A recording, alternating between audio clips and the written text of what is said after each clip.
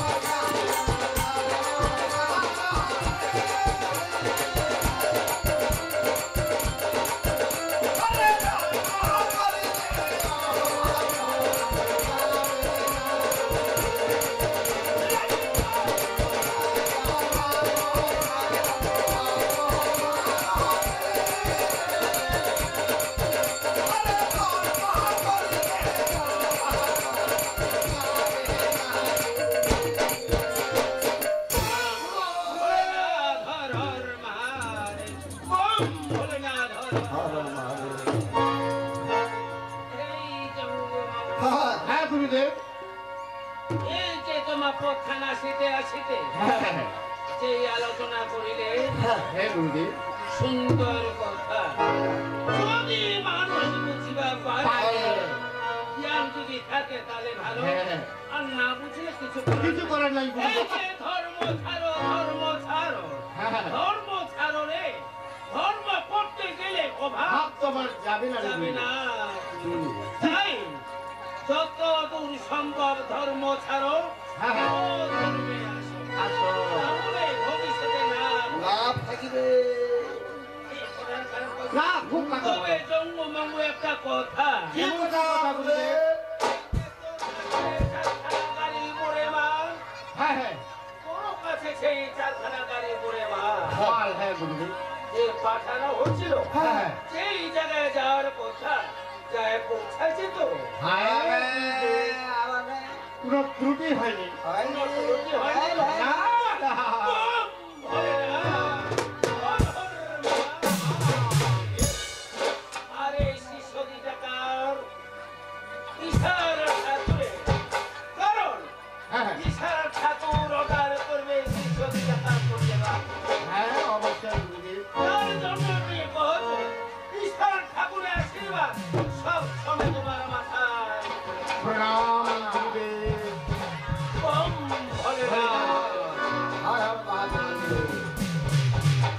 তবে তোমার দুইজনের টাকার একটা উদ্দেশ্য আছে এমন কি উদ্দেশ্য গুরুদেব? তোমার এলাকায় ঠিক আছে কোনো অসুবিধা নাই হ্যাঁ হ্যাঁ। তবে মোর এলাকার মধ্যে এক জায়গায় সুযোগী আছে এমন কেন ত্রুটি গুরুদেব আমার কহ?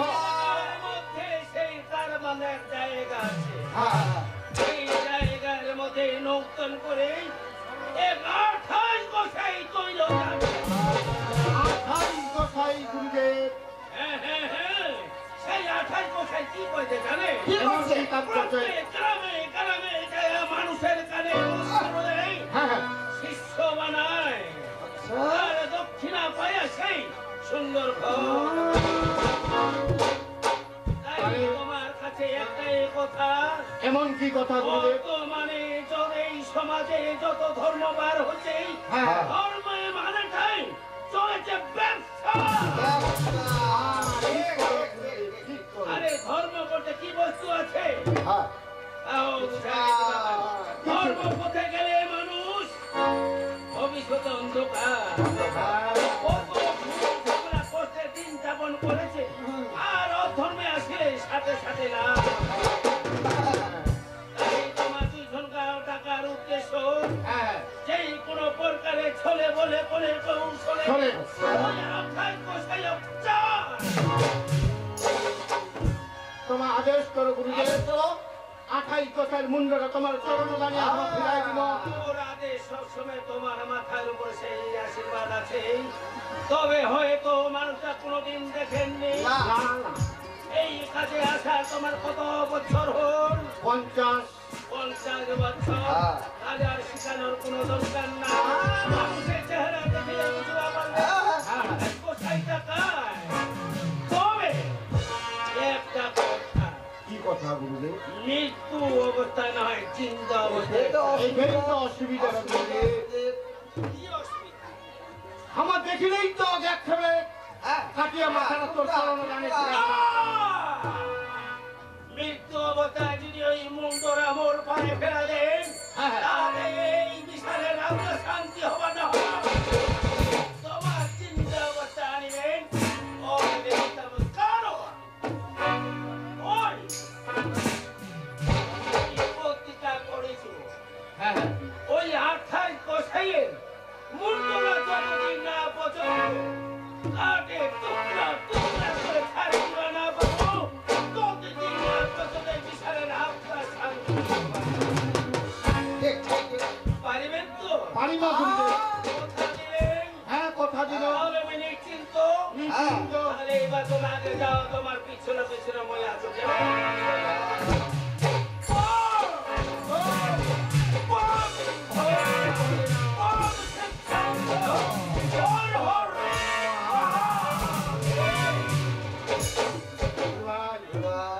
কি ধরে নিল আমার ঠাকুর? ঠাকুর না? আরে এখানে আমার হচ্ছে সাইনবোর্ড যেন পাবলিক আমার ধরিবা না পারে। কালে চল চল। যেটা গুরুদেবকে আদেশ করিল হ্যাঁ অনসা তো লিখলি হবে চল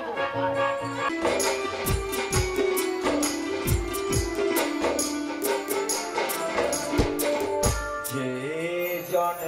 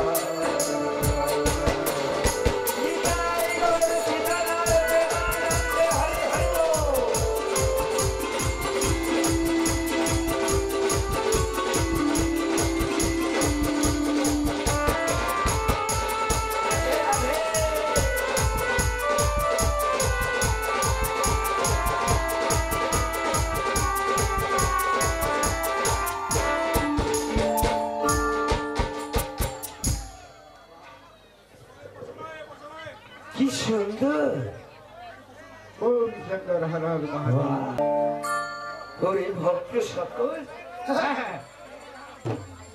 আজ আজ 1928 তোমার এই এলাকায় প্রথম আসিছি কেন জানেন মা মই আসিছি মোর আসার কারণ আছে কারণ বর্তমান উচ্ছন্ন সমাজ হ্যাঁ উচ্ছন্ন সমাজ এই উচ্ছন্ন সমাজে কি নারী কি পুরুষ সবাই যে ধ্বংসের পথে পুরুষ পুরুষ মানুষেরা নেশাগ্রস্তে ভর্তি আর আমার মায়েদের মধ্যে কত কি কিন্তু মাতা ও গো মায়েরা মনে রাখবেন সংসার সুখের হয় রমণীর গুণে তাই মাতা আমি সে 28 হ্যাঁ মুই সে 28 তোমার এই গ্রামে উদ্দীপনা জাগাবার জন্য একবার হরি সংকীর্তন করি তাই আসো বাবা ওম শঙ্কর হর হর মহাদেব এবার পরিবার সবাই মিলে হ্যাঁ হ্যাঁ আমার হরি সংকীর্তন হরি সংকীর্তন আছে না ওরে